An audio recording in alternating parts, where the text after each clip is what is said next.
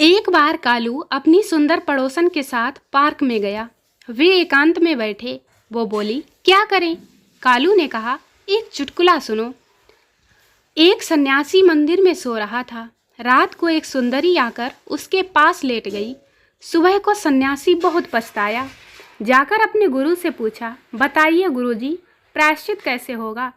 गुरु ने पूछा, तुमने सुंदरी के साथ कुछ किया भी था?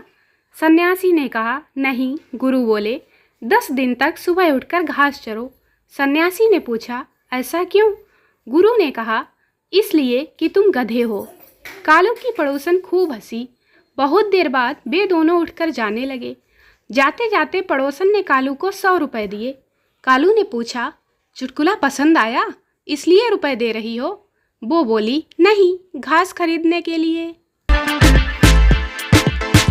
शिक्षक, भगवान राम वनवास के लिए कितने बजे निकले थे? विद्यार्थी, सर 9:15 बजे। शिक्षक, ऐसा कैसे कह सकते हो? विद्यार्थी, सर वनवास को उल्टा करके पढ़िए। 9:15। उसके बाद से शिक्षक ने पढ़ाना छोड़कर राम कथा सुनना शुरू कर दिया। कल शाम एक खास मित्र 2 घूंट मदिरा पीने के बाद कुछ ज़्यादा ही सैंटी हो गए। बोले, भाई कल पुरानी प्रेमिका की पुत्री 20 साल की हो जाएगी। मैंने कहा, तो क्या? बोले, मेरा बेटा पिछले महीने ही 24 साल का हुआ है। कुछ ऐसा करो कि मैं अपने बेटे की शादी उसकी बेटी से करवा पाऊँ। मैंने कहा, इससे क्या होगा? अब कहानी का मर्म देखिए। बोले, बहुत इच्छा थी कि उससे शादी करूं तो मेरे बच्चों की माँ बने, पर यह हो ना सका। पर अब सोचता हूँ कि बेटे की शादी उसकी बेटी से करवा दूं। तब मेरा बेटा उसे मम्मी मम्मी ही तो कहेगा ना, और कुछ नहीं तो दिल में छुपी ज्वाला कहीं ना कहीं कुछ तो शांत हो ही जाएगी। शादीशुदा लोग कहते हैं ना, हमारी शादी को इतने वर्ष कब बीत गए पता ही नहीं चला। मैं अविवाहितों से कहना चाहती हूँ, इनकी बातों में मत आना। पता चलता है भैया, रोज पता चलता है। एक 80 साल के बूढ़े को जज ने डांटते हुए कहा, शर्म नहीं आती?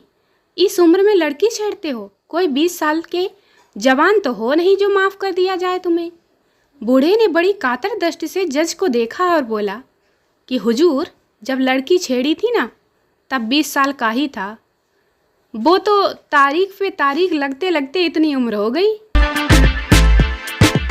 गर्लफ्रेंड, बेबी, बॉयफ्रेंड या डियर गर्लफ्रेंड, तुम हमेशा से मेरे साथ थे। जब मेरा वो भयानक एक्सीडेंट हुआ था तब भी, जब मेरे 5वें सेमेस्टर में 3 0 आए थे तब भी, जब मुझे किडनी में पथरी हुई थी तब भी, और जब मुझे पापा ने गुस्से से घर से निकाल दिया था तब भी। Boyfriend, oh love you baby, और हमेशा तुम्हारे साथ ही रहूँगा। गर्लफ्रेंड, अरे नहीं रे, मेरे को तो लग रहा है कि शायद तू ही पनौती है। आ जाओ दोस्तों, थोड़ी शायरी हो जाए। तेरी आंखों की चाहत में तो मैं सब कुछ लुटा दूंगा। मोहब्बत कैसे की जाती है ये दुनिया को बता दूंगा। तेरे नाजुक हंसी कदमों के नीचे हमेशा मेरा जहां होगा, होगा कोई कांटा वहां मैं दिल बिछा दूंगा। तमन्ना है कि रोशन हो तेरी दुनिया, तेरी महफिल में उजाला मिल सके तुझको तो मैं घर भी जला दूंगा।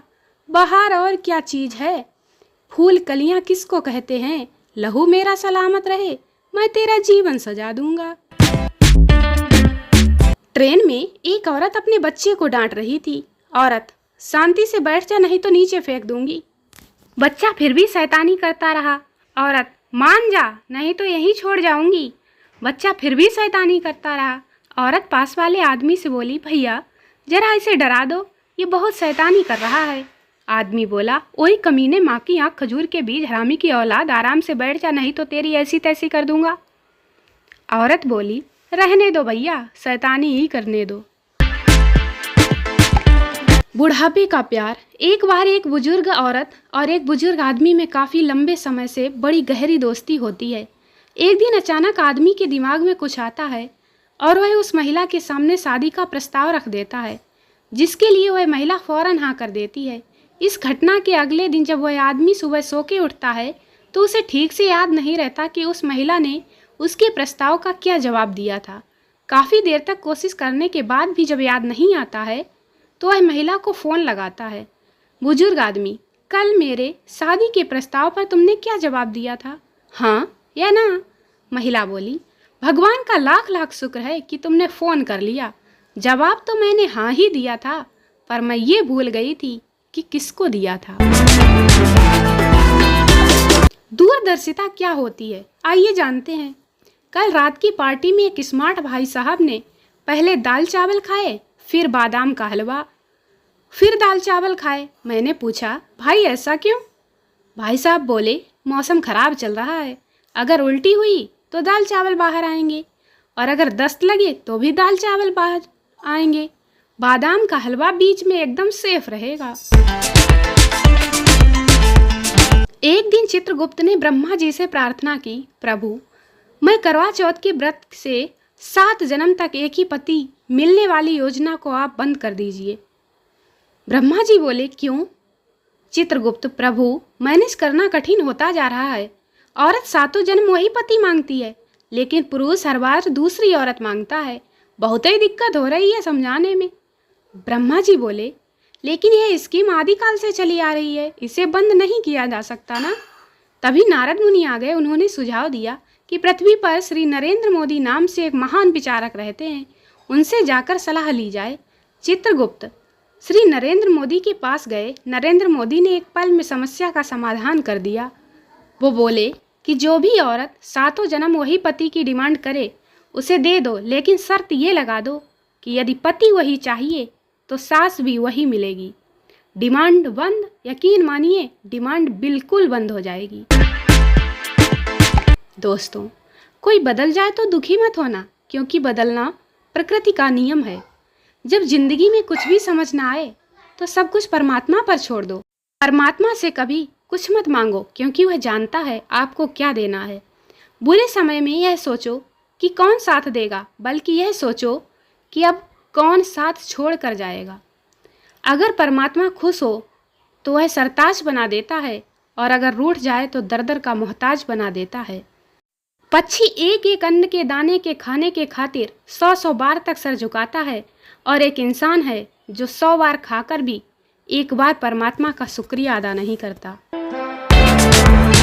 एक ट्रेन अंबाला से अमृतसर रवाना होनी थी। रात के 9 बजे सभी डिब्बे खचाखच भरे थे। संजू भी चढ़ गया, पर उसे बैठने की जगह नहीं मिली, तो उसे एक तरकीब सूझी और सांप सांप चिल्लाना शुरू किया। लोग डर के मारे सामान सहित उतरकर दूसरे डिब्बे में चले गए। ये ठाठ से ऊपर बिस्तर लगाकर लेट गया। दिन भर की थकान के कारण सो गया। सवेरा हुआ, चाय चाय की आवाज़ से उठा। चाय ली और चाय वाले से पूछा कि कौन सा स्टेशन आया है, तो चाय वाले ने बताया अंबाला है। फिर पूछा, अंबाला से तो कल रात को चले थे। चाय वाला बोला, इस डिब्बे में सांप निकला था ना, इसलिए इसे यहीं काट दिया गया था। दोस्तों, वीडियो को लाइक करें, शेयर करें, चैनल को सब्सक्राइब जरूर करें। मिलते हैं अगले वीडियो में, तब तक के लिए बाय बाय।